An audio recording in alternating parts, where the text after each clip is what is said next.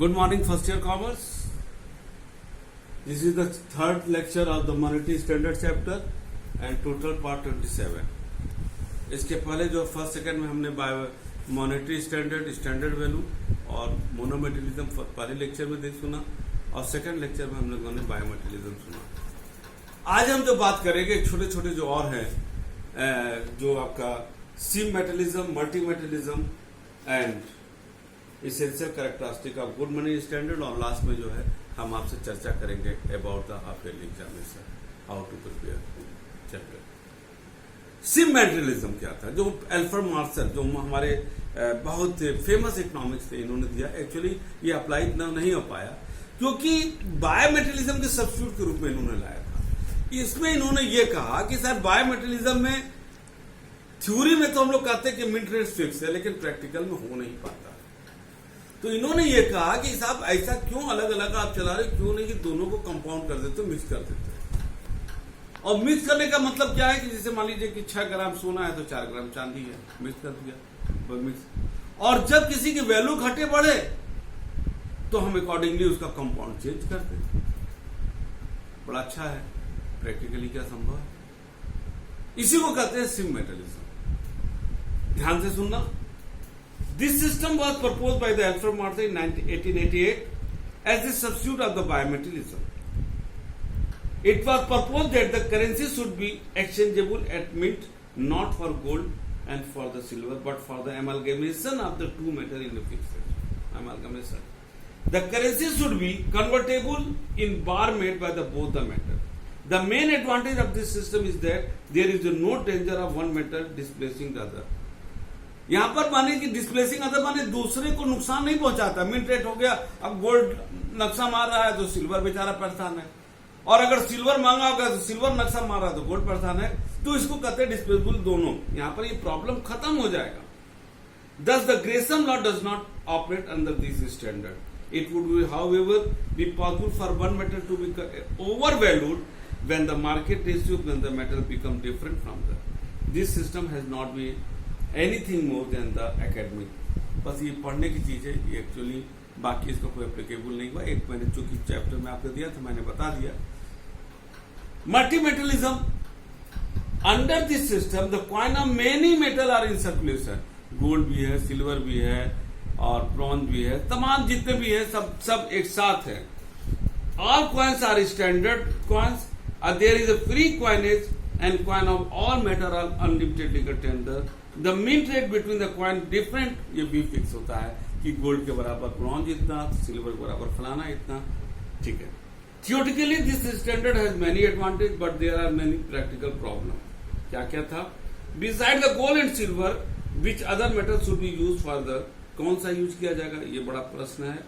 It is difficult to maintain the meet. अब इतने जब आ गए, सोना चांदी में तो मिंट रेट गवर्नमेंट मेंटेन नहीं कर पा रही, इसमें कहां से कर पाएगी। और third, there is increase in the speculative tendency. और जब ज्यादा आ जाएगा, जितना ज्यादा रहेगा वहां स्पेकुलेटिव एक्टिविटी ज्यादा आएगा, जिससे कि महंगाई की संभावना बढ़ जाएगी। चौथा, change in the international cooperation are very chances of the विश्व का सहयोग मिलेगा देशों का, ये बड़ा। अब आते हैं essential characteristic of the good money standard. पहला, इकोनॉमी। इकोनॉमी मतलब आप जो भी स्टैंडर्ड अपनाइए, मोनो बायोमेटेरियलिज्म जो भी अपनाइए, देश के अर्थव्यवस्था पर कॉस्टली नहीं होना चाहिए, ठीक है ना, क्योंकि हर देश उसको अडॉप्ट नहीं कर पाएगा। और जब हर देश अडॉप्ट नहीं कर पाएगा तो कोई डेवलपमेंटल और वेलफेयर वर्क नहीं होगा और उस देश के नागरिक सफर करेंगे। Second, stability. प्राइस स्टेबल होना चाहिए, ऐसा चीज। ये नहीं कि ऐसा सामान लीजिए कल कुछ और रेट है, आज कुछ और रेट है। जहां पर बहुत ज्यादा रेट फ्लक्चुएट करता है वो सिस्टम लोगों के विश्वास को खो देता है। Second, flexibility. फ्लेक्सिबिलिटी का मतलब होता है कि यहां पर ऐसा होना चाहिए, in order to maintaining the economic progress of country the circulation of money need to be either increase or decrease as per the requirement. And a good money system ऐसा होना चाहिए कि हम उसको अपनी जरूरत, देश की जरूरत के हिसाब से उसकी सप्लाई को बढ़ा सके और घटा सके। That is the point number 3। चौथा, लोगों का कॉन्फिडेंस है, तो बड़ा इजी है। सिंप्लिसिटी, कॉम्प्लिकेटेड मत रखिए, जैसे सिर्फ मेटलिज्म था, दैट वाज टू कॉम्प्लिकेटेड, इसीलिए वो सिर्फ वो किताब का ही चीज रह गया, प्रैक्टिकल में किसी भी जगह आया ही नहीं। सेल्फ सर्कुलेटिंग क्लियर है, ऐसा होना चाहिए ऑटोमेटिकली उसका प्राइस स्टेबल हो जाए। नो डेंजर ऑफ इन्फ्लेशन, इसमें भी कोई दिक्कत नहीं है, और कन्वर्टेबिलिटी होना चाहिए एक मीटर का दूसरे मीटर में। ठीक है बेटा, इसमें तो ये था।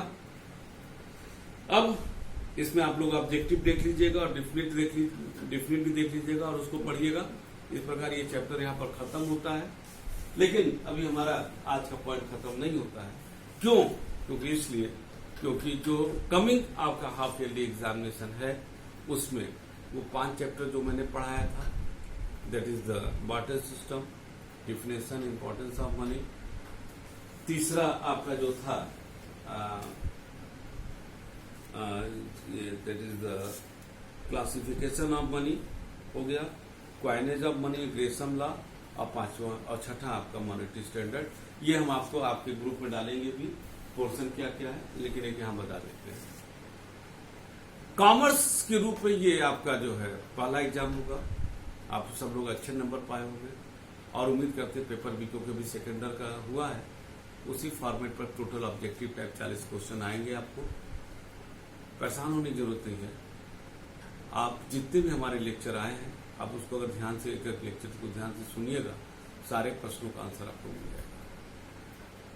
और मैंने इस शुरू में ही बताया था आपको कि मनी एंड बैंकिंग जो किताब है, आप इसको सिर्फ थ्योरी का ना लीजिएगा कि रट लेंगे और समझ जाएंगे। क्यों? क्योंकि ये वो सब्जेक्ट है जो आपके चाहे पीओ का एग्जाम देने जा रहे हो, चाहे सिविल सर्विस का देने जा रहे हो, आपको ये पढ़ना ही पड़ेगा। इवन आप बीटेक एमटेक जो भी क्यूआईटीएन हो, आपको इस किताब का मतलब होता है इस जो भी इसमें चैप्टर्स हैं, पॉइंट है, उसको पढ़ना पड़ेगा। इसलिए आप सारे सब्जेक्ट का take it seriously, because the half yearly examination is just in our hand, near to. और एक चीज जान लीजिए, अगर आप नंबर कम पाते, this is the first year, और कहीं नंबर कम पाते हो और एनुअल एग्जामिनेशन में भी कम नंबर मिला, तो आपके रिटेन के चांसेस बढ़ जाएंगे। तो आप सारे एग्जामिनेशन को आप इस एग्जामिनेशन को सीरियसली लीजिएगा और सीरियसली दीजिएगा, अच्छा नंबर पाइएगा, मेरा गुड विशेष रहेगा।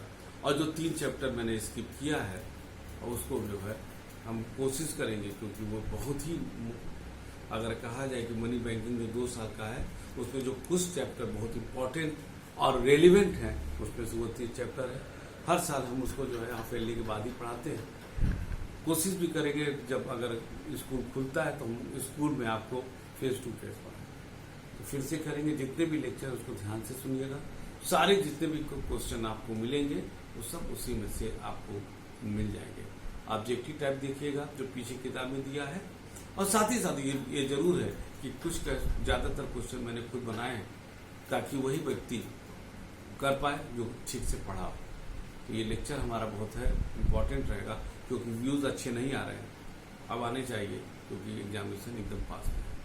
आगे आपका एग्जामिनेशन होता रहेगा, लेकिन आगे मेरा जो चैप्टर आगे का स्टार्ट होने जा रहा है, जो काफी लंबा चलेगा, that is the gold and silver standard. इसको हम लोग नेक्स्ट क्लास में लेंगे, और ये कम से कम 8-10 लेक्चर में जाना चाहिए।